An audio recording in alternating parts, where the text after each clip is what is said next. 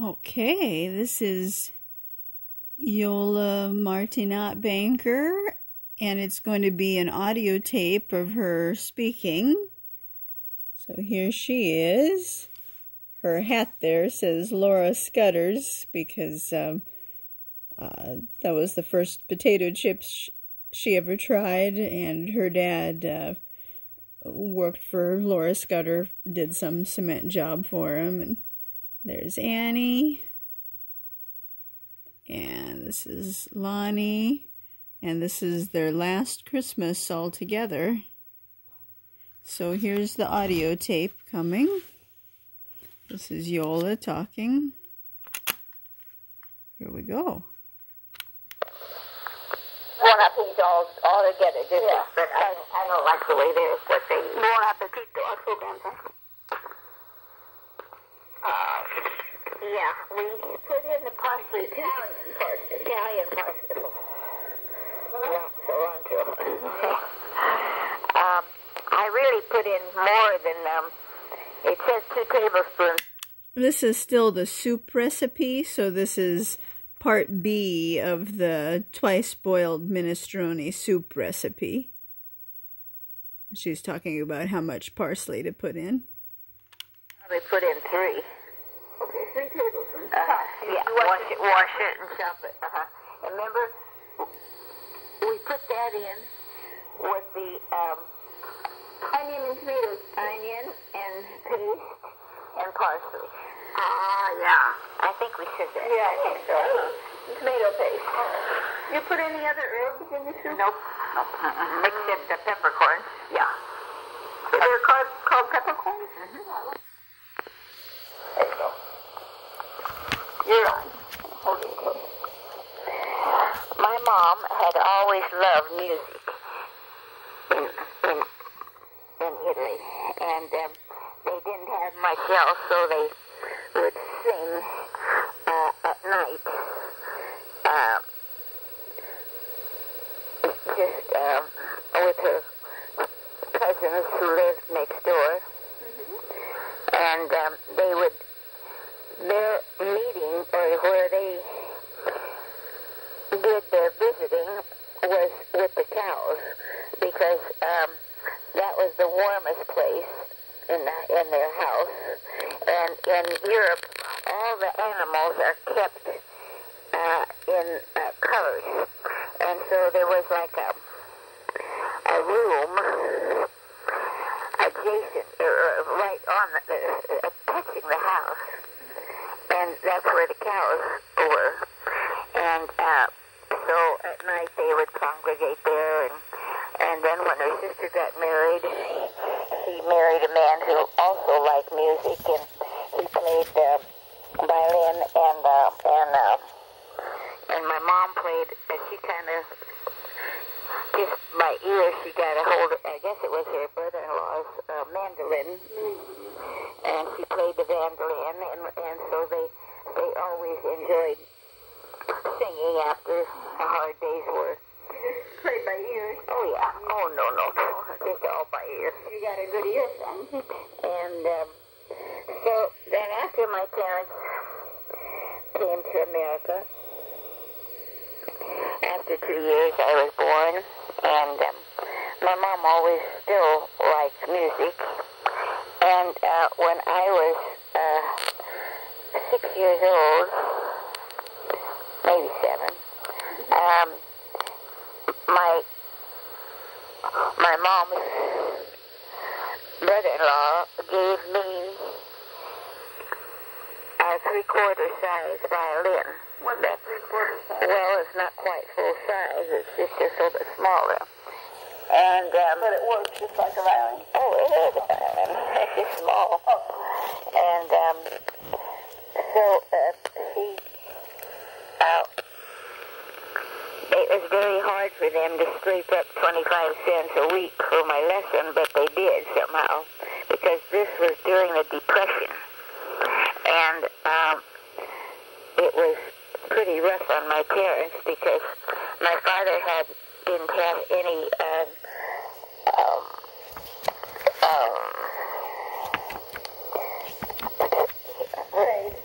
he he didn't have a formal education or well, he didn't have anything particularly. Yeah, he wasn't. Well, I mean, you know what I mean. He wasn't a specialist or anything. No, he didn't have a.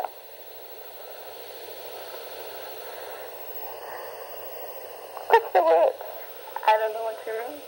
Well, Mom's a pharmacist. Yeah. So she's got a what? Education, a special trade. I don't know. Well, I know what you mean. Yeah. Well, anyhow, so it was anyhow. They managed, and somehow I picked it up pretty fast and started playing my violin. And as I grew a little older, I got to play different places, and I played in orchestras and so forth, and I teamed up with a young man who played the accordion, and he was an excellent accordionist, and so the accordion and violin go very well together because they're both reed instruments, stringed instruments, and so we played many different places, and one place that was kind of memorable for me was the Hotel Green in Pasadena when it was really in its heyday. That's where kings and queens and much royalty stayed there. It was very elegant, and we played like dinner music. And the two of you? Yeah. And so that was very enjoyable, and we played many different places, and like bar mitzvah, weddings. Yeah, weddings, and you name it. And one place that was one of the funnest places was at my home, because every Sunday, well, my parents had a lot of Italian friends. This is a photo of my Annie, my first cousin, Gail. So my dad, Eugene, had a sister, actually two sisters, Colleen and Yvonne, and Colleen had two children, Jim and Gail. So this is my first cousin, Gail, and then her grandbaby, boy. Okay, back to the audio. Ethnic groups in those days. She's just talking, Grandma Iola's talking about her parents and their Italian friends. Stuck pretty much together because of the language and probably most and customs, probably most of the language. Anyhow, one of the enjoyable things that the men did, and women too, was play the game moche, which is a lot like lawn ball. And my father made a moche court, and it's very much like lawn ball. And so when every Sunday this Italian group would gather, and the men would play moche, and your dad makes the moche court? Where? On the 407 in North Elizabeth, my place. And Pete, this guy's name was Pete and I would, the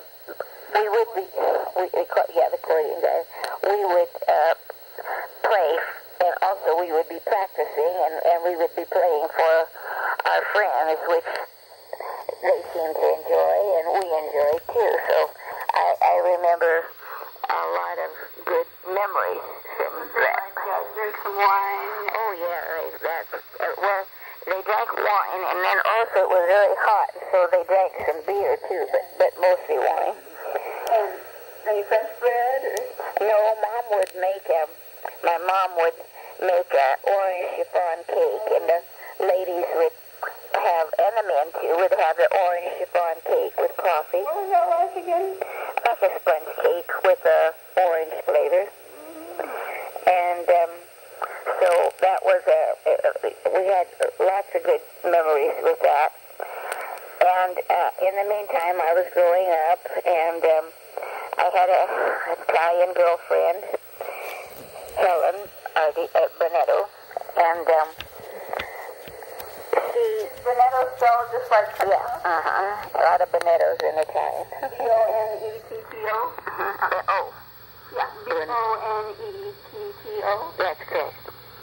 And so she... Speak Italian? Piemontese, Piemontese, because she was Catholic, so they spoke Piemontese.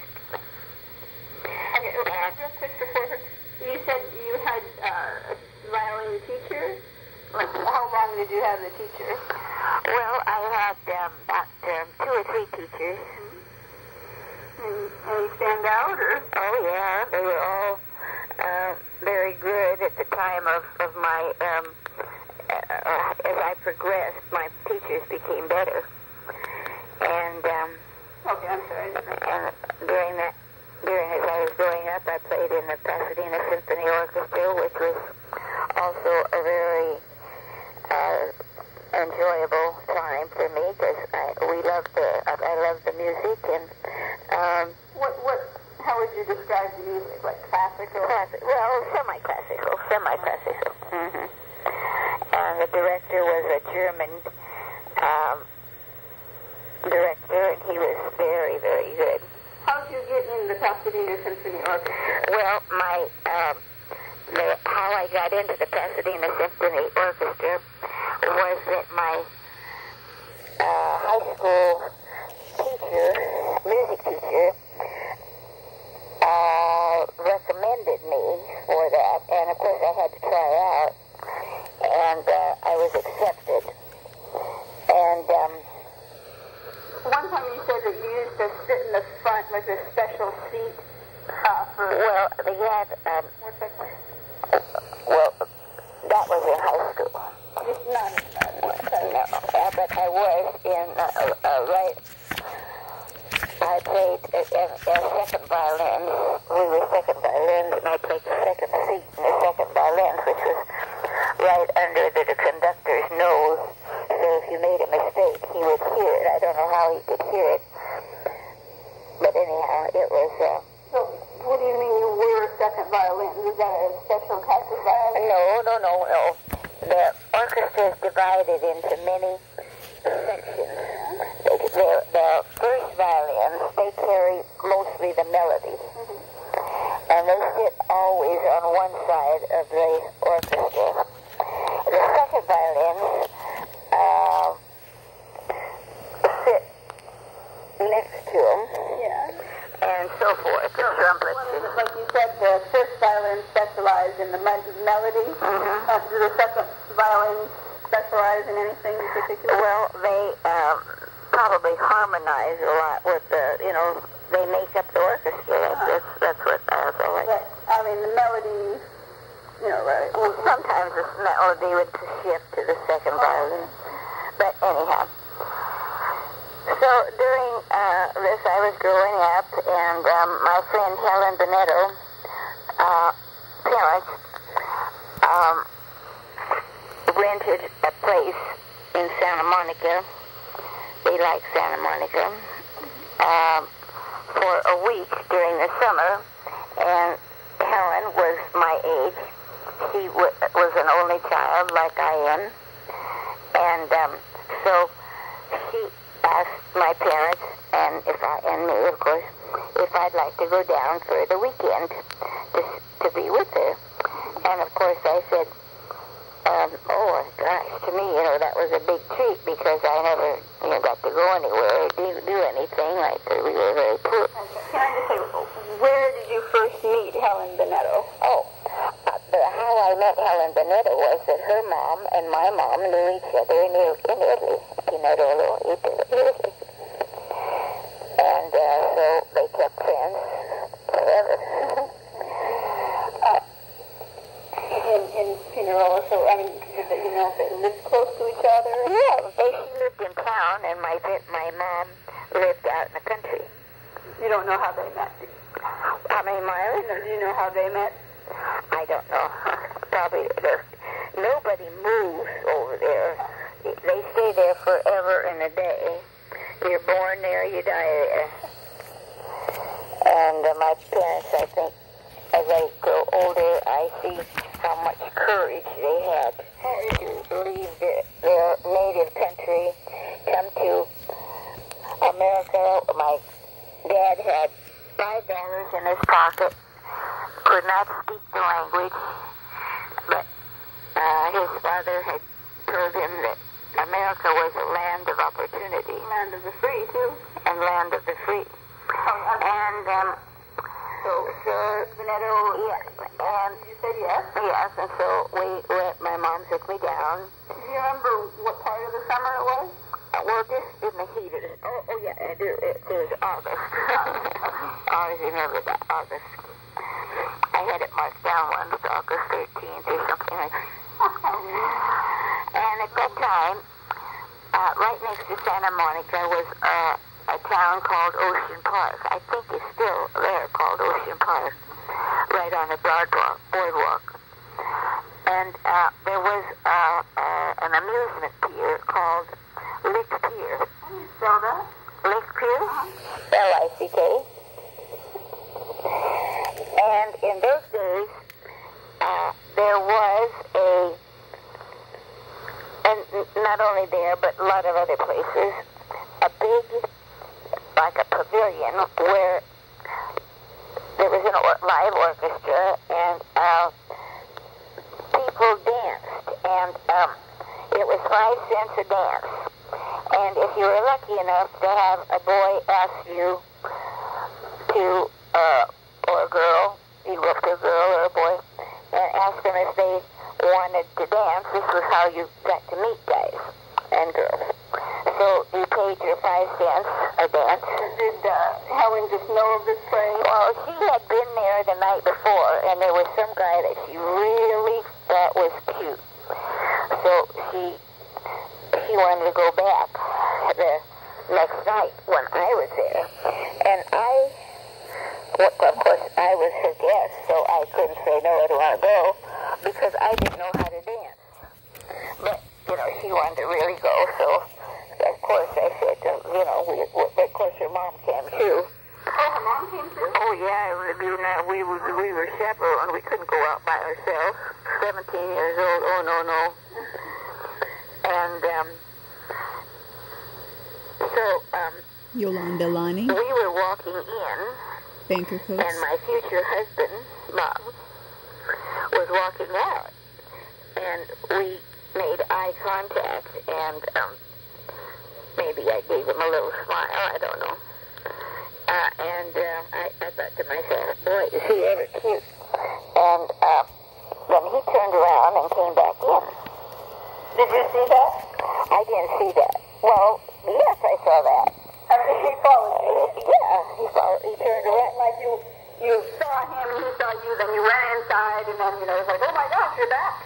It was like, well, saw him, he saw I don't really remember that. You kind of saw him kind of maybe turning sort of, he maybe slowed down a little bit. He might have.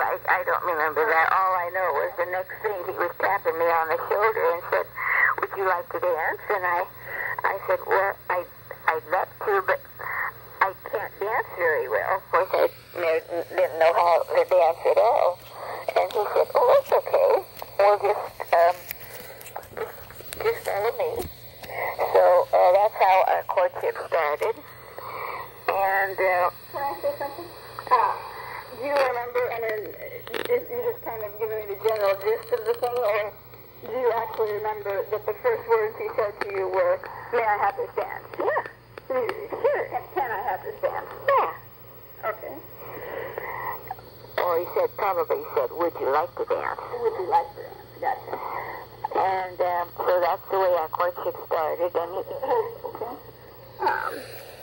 I completely ran out of paper, so I have to go get some more. I'll be right back. I want to write a little thing about, you meet him. So if you can give me any details about, this night when you meet him here, any details there. yeah, I kind of that's the one. Okay.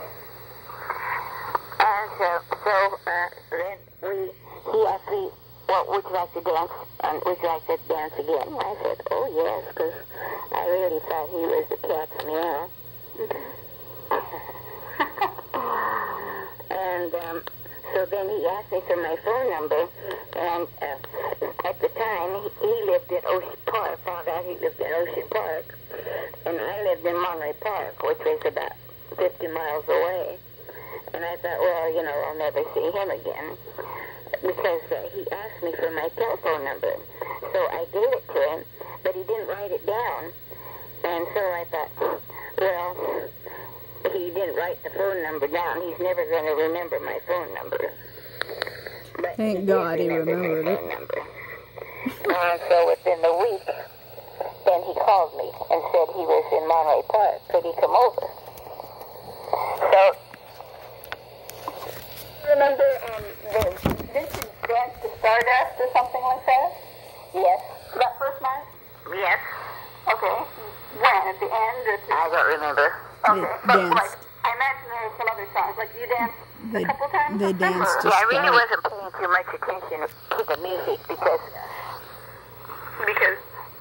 I was really thought I'd never seen anybody so cute. They danced to And, Stardust. Stardust. So, that's how our romance started.